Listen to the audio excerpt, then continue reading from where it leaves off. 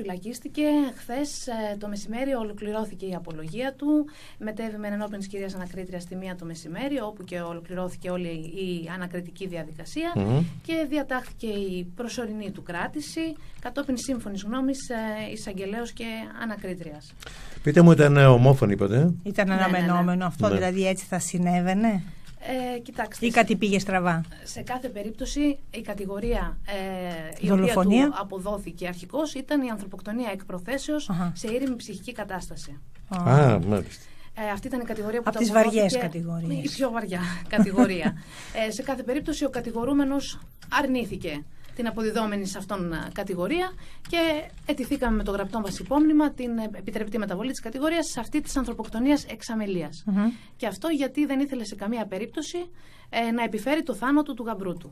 Αυτό κατέθεσε και ο ίδιος ενώπιον της κυρίας Ανακρίτριας, η οποία σημειωτέων του υπέβαλε σωρία ερωτήσεων, διενήργησε μια ενδελεχή έρευνα και ο κατηγορούμενος όλος αυθορμήτως και με περισσή ειλικρίνεια κατέθεσε τα πραγματικά περιστατικά όπως ακριβώς αυτά επισυνέβησαν, υποστηρίζοντας το αληθές των ισχυρισμών του. Κατά την άποψή του. Με την έννοια ότι αφού δέχτηκε τόσες ερωτήσεις και κάπου δεν στράβωσε, που λέμε έτσι δημοσιογραφικά, σημαίνει ότι έλεγε αυτό που πραγματικά βίωσε. Και ότι πραγματικά επισυνέβη.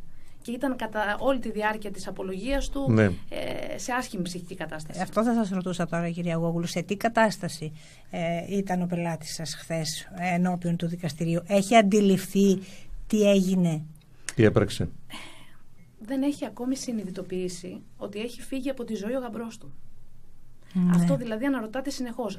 Δηλαδή, δεν μπορώ να το πιστέψω, αναφέρει συνεχώς. Ήταν η κακιά στιγμή. Ήταν μια τραγική συγκυρία. Αυτό υποστηρίζει και ο ίδιος. Δεν το ήθελε. Ήθελε απλά να εκφοβήσει. Ναι. Κύριε Γόγουλου, βεβαίως δεν θα κάνουμε εδώ δίκη σε καμία περίπτωση. Μάλιστα, και δεν έχουμε καμία πρόθεση και δεν είναι στις αρχές μας αυτό. Αλλά το γεγονός ότι πυροβόλησε 2 φορές, τούτο σημαίνει ότι μπορεί να έχει και ανθρωποκτόνο πρόθεση. Αυτό το αρνούμαστε σε κάθε περίπτωση. Και για ποιο λόγο? Τώρα βέβαια θα μπω στην ουσία της υπόθεσης, αλλά θα αναφερθώ σε κάποια περιστατικά που ως το σημείο που νομίζετε εσείς ότι μπορείτε να μιλήσετε. Πρέπει να απαντήσω στο ερώτημα που δέχτηκα. Εκείνη λοιπόν την αποφράδα στιγμή βρισκόταν στο χώρο όπου ασχολούνταν με κάποιες αγροτικές εργασίες ο κατηγορούμενος. Είδε, αντίκρισε αμυδρά κάποιες φιγούρες τις οποίες ταυτοποίησε ότι πρόκειτο για την αδερφή του και τον γαμπρό του. Άκουσε κάποιες προκλητικές, απειλητικές εκφράσεις, γιατί όπως προείπατε είχαν κάποιες κτηματικές διαφορές, οι οποίες τοποθετούνται σε βάθος κάποιων ετών, όμως ποτέ δεν είχε συμβεί στο παρελθόν. Δεν είχαν φτάσει στα άκρα όπως αυτή τη φορά, η οποία ήταν μια τραγική συγκυρία όπως προανέφερα. Είδε λοιπόν τους συγγενείς του, άκουσε κάποιες απειλητικές εκφράσεις, τις οποίες διατύπωσε επακριβώς ενώπιον της κυρίας Ανακρίτριας, αλλά δεν είναι του παρόντος να αναφερθώ σε αυτές. Ήταν απειλητικές. Ο γαμπρός του γενικά, όπως υποστήριξε ο ίδιος, κατά τα λεγόμενα του κατηγορουμένου, ήταν εριστικός άνθρωπος. Δεχόταν έτσι χλευαστική συμπεριφορά από αυτόν. Ο κατηγορούμενος τους παρότρινε να φύγουν.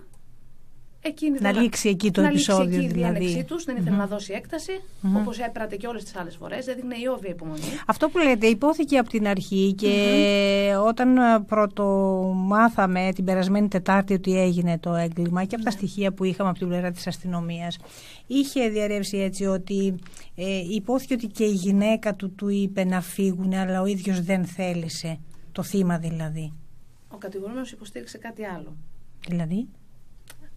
Δεν υποστήριξε αυτό στο οποίο αναφέρεστε τώρα. Γιατί αυτό υπόθηκε. Δεν θα ήθελα όμως να αναφερθώ σε αυτό. Όχι. Απλά, ξέρετε ότι σε τέτοιες στιγμές λέγονται πολλά και καταλαβαίνω μπορεί να... και μάλιστα ανάμεσα σε συγγενείς. Τέλος πάντων, για να συνεχίσω αυτό που έλεγα πριν, δέχθηκε αυτήν κάποιες απειλητικές εκφράσεις, τις άκουσε και στην προσπάθειά του να τους πείσει να φύγουν από το σημείο δεν τα κατάφερε. Φυλακίστηκε χθες το μεσημέρι, ολοκληρώθηκε η απολογία του.